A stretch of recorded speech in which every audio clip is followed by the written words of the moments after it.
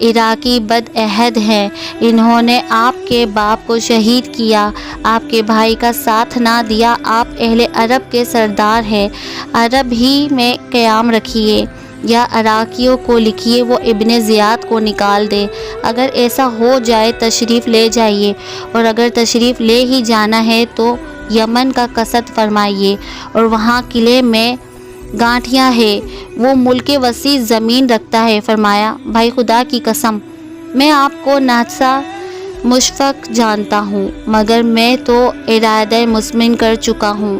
عرض کی تو بیوی اور بچوں کو تو ساتھ نہ لے جائیے، یہ بھی منظور نہ ہوا۔ عبداللہ ابن عباس رضی اللہ تعالی عنہ ہائے پیارے کہہ کر رونے لگے۔ اسی طرح عبداللہ ابن عمر نے منع کیا، نہ مانا، انہوں نے پیشانی مبارک پر بوسہ دے کر کہا، اے شہید ہونے والے، میں تمہیں خدا کو سونپتا ہوں۔ یوں میں عبداللہ ابن زبیر رضی اللہ تعالی عنہ نے روکا، فرمایا میں نے اپنے والد ماجد سے سنا ہے کہ ایک مینڈھے کے سبب سے مکے کی بے حرمتی کی جائے گی، میں پسند نہیں کرتا کہ وہ مینڈھیا میں بنوں۔ جب روانہ ہو لیے، راہ میں آپ کے چچا زاد بھائی حضرت عبداللہ ابن حضرت جعفر طیار رضی اللہ تعالی عنہ کا خط ملا، لکھا تھا ذرا ٹھہریے میں بھی آتا ہوں۔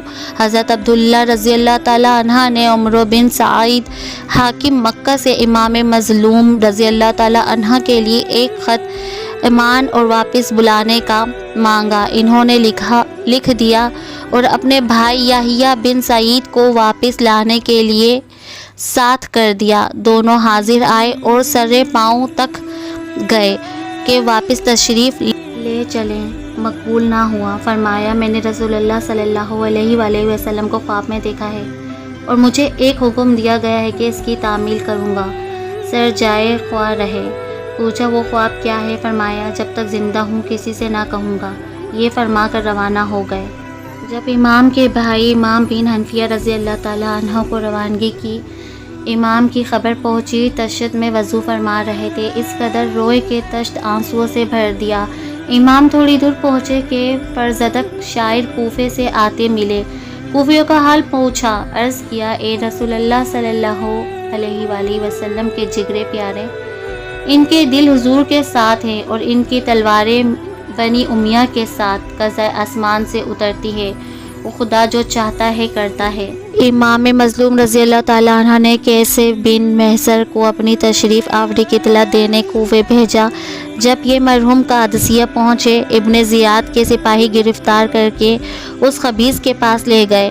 اس مردود نے کہا اگر جان کی خیر چاہتے ہو تو اس چھت پر چڑھ کر حسین کو گالیاں دو۔ یہ سن کر وہ خاندان نبوت کے فدائی اہل بیت رسالت کا شیدائی چھت پر گیا اور اللہ تبارک و تعالیٰ کی حمد و ثنا کے بعد بلند آواز کہنے لگا، حسین آج تمام جہاں سے افضل ہے۔ رسول اللہ صلی اللہ علیہ وآلہ وسلم کی صاحبزادی فاطمہ الزہرا رضی اللہ تعالیٰ عنہا کے کلیجے کے ٹکڑے ہیں، مولا علی رضی اللہ تعالیٰ عنہ کی آنکھوں کے نور، دل کے سرور ہیں، ان کا قاصد ہوں، ان کا حکم مانو اور ان کے اطاعت کرو۔ اور پھر کہا ابن زیاد اور اس کے باپ پر لعنت۔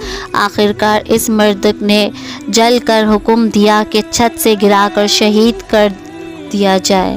امام مظلوم رضی اللہ تعالیٰ عنہ آگے بڑھے تو راہ میں زبیر بن کین بجلی رضی اللہ تعالیٰ عنہ ملے، وہ حج سے واپس آئے تھے اور مولا علی رضی اللہ تعالیٰ عنہ سے کچھ قدورت رکھتے تھے۔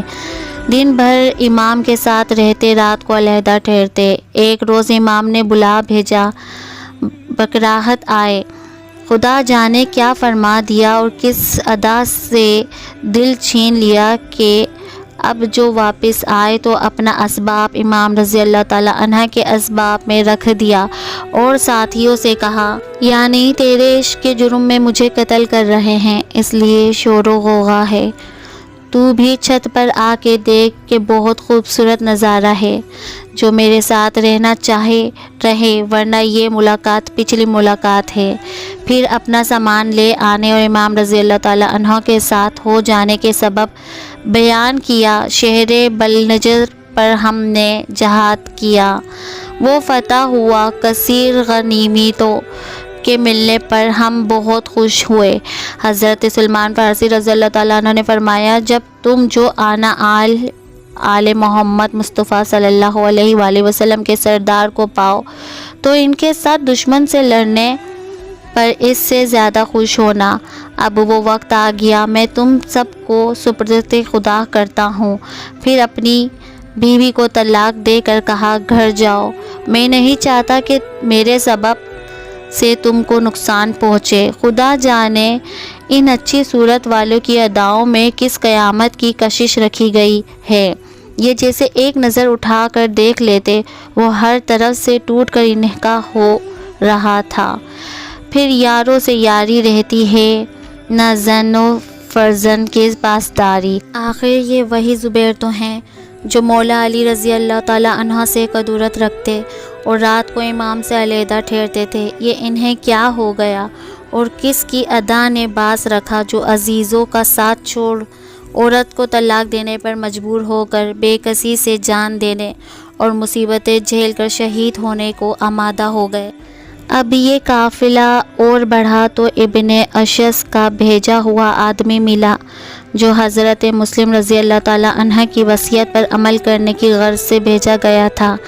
اس سے حضرت مسلم رضی اللہ تعالیٰ عنہ کی شہادت کی خبر معلوم ہونے پر بعض ساتھیوں نے امام کو قسم دی کہ یہیں سے پلٹ جائیے۔ مسلم شہید رضی اللہ تعالیٰ عنہ کے عزیزوں نے کہا، ہم کسی طرح نہیں پلٹ سکتے، یا خون ناحق کا بدلہ لیں گے یا مسلم مرحوم رضی اللہ تعالیٰ عنہ سے جا ملیں گے۔ امام نے فرمایا، تمہارے بعد زندگی بیکار ہے۔ پھر جو لوگ راہ میں ساتھ ہو لیے تھے ان سے ارشاد کیا، کوفیوں نے ہمیں چھوڑ دیا، اب جس کے جی میں آئے پلٹ جائے، ہمیں کچھ نہ گوارا نہ ہوگا۔ اس غرض سے فرما دیا کہ لوگ یہ سمجھ کر ہمراہ ہوئے تھے کہ امام جس جگہ تشریف لیے جاتے ہیں جہاں کے لوگ داخل بیت ہو چکے ہیں، یہ سن کر سوانح چند بزرگان خدا کو جو مکہ معظمہ سے ہم راہ کعب سعادت مآب تھے، سب اپنی اپنی راہ گئے۔ پھر ایک اور عربی ملے، عرض کی، اب تیغ و ثنا پر جانا ہے، آپ کو قسم ہے واپس جائیے۔ فرمایا، جو خدا چاہتا ہے ہو کر رہتا ہے۔ اب امام علی مقام رضی اللہ تعالیٰ عنہ موضع شراف سے آگے بڑھ رہے ہیں۔ یہ دوپہر کا وقت ہے۔ یک ایک صاحب نے بلند آواز سے اللہ اکبر کہا۔ فرمایا، کیا ہے؟ کہا، کھجور کے درخت نظر آتے ہیں۔ قبیلہ بنی اسد کے 2 شخصوں نے کہا، اس زمین میں کھجور کبھی نہ تھے۔ فرمایا، پھر کیا ہے؟ عرض کی، سوار معلوم ہوتے ہیں۔ فرمایا، میرا بھی یہی خیال ہے۔ اچھا، تو یہاں کوئی پناہ کی جگہ ہے کہ ہم اپنی پشت پر لے کر اطمینان کے ساتھ دشمن سے مقابلہ کر سکیں؟ کہا، ہاں، کوہ زوہم، اگر حضور ان سے پہلے اس تک پہنچ جائیں۔ یہ باتیں ہو ہی رہی تھی کہ سوار نظر آئے اور امام رضی اللہ تعالیٰ عنہ سبقت فرما کر پہاڑ کے پاس ہو لیے۔ جب وہ اور قریب آئے تو معلوم ہوا کہ حر ہیں جو 1000 سواروں پر افسر بنا کر امام رضی اللہ تعالیٰ عنہ کو ابن زیاد بن نحات کے پاس لے جانے کے لیے بھیجے گئے ہیں۔ اس ٹھیک دوپہر میں اصحاب امام کے سامنے اترے۔ مالک کوثر کے بیٹے نے حکم دیا کہ انہیں اور ان کے گھوڑے کو پانی پلاؤ۔ ہم راہیہ امام رضی اللہ تعالیٰ عنہ نے پانی پیا۔ جب ظہر کا وقت ہوا، امام نے مؤذن کو اذان دینے کا حکم دیا اور پھر ان لوگوں سے فرمایا، تمہاری طرف میرا آنا اپنی مرضی سے نہ ہوا، تم نے خط اور قاصد بھیج کر بلایا۔ اب اگر اطمینان کا اقرار کرو تو میں تمہارے شہر چلوں گا، ورنہ واپس جاؤں۔ کسی نے جواب نہ دیا اور مؤذن سے کہا، تکبیر کہو۔ امام رضی اللہ تعالیٰ عنہ نے حر سے فرمایا، اپنے ساتھیوں کو تم نماز پڑھاؤ گے؟ کہا، نہیں، آپ پڑھائیے اور ہم سب مقتدی ہوں۔